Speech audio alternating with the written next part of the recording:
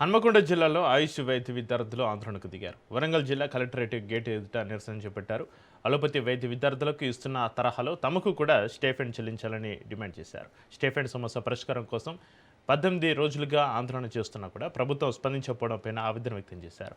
వెంటనే స్టైఫండ్ చెల్లింపుపైన స్పష్టత ఇవ్వాలని ప్రభుత్వాన్ని కోరారు.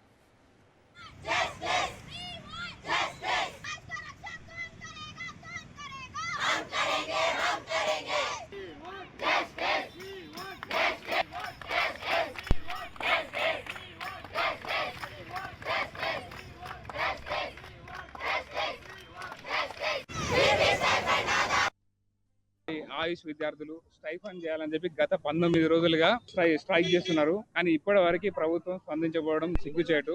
ఈ ముఖ్యమంత్రికి చదువుకున్న ముఖ్యమంత్రి కాదో అర్థమైతలేదు. చదువుకున్న ఏ విద్యార్థుల కూడా వంట పడతలేదు ఈ రోజున. ఎందుకంటే పొంగులేటి బిల్లులు ఇస్తాడు, అడ్డమైన కల్లా కమిషన్ ఇచ్చిన వాళ్ళందరికీ బిల్లులు ఇస్తాడు. కానీ పాపం విద్యార్థులు కమిషన్ ఇవ్వలేరు కాబట్టి ఈ బిల్లు ఇవ్వట్లేడు. ఇంత దరిద్రపు కొట్టు ముఖ్యమంత్రి ఈ భారతదేశ చరిత్రలో లేడు. వెంటనే మిగతా మంత్రులైనా మిగతా కేబినెట్ అయినా వెంటనే స్పందించి ఆయుష్ విద్యార్థుల యొక్క స్టైఫండ్ వెంటనే పెంచాలని చెప్పి కోరుకుంటున్నాం. నేను డాక్టర్ అంకిత. ఇక్కడ ఇవాళకి మేము ప్రొటెస్ట్ లో ఉండడం 19th డే అండ్ మేము నిరాహార దీక్ష చేయడం ఇవాళకి 5th డే.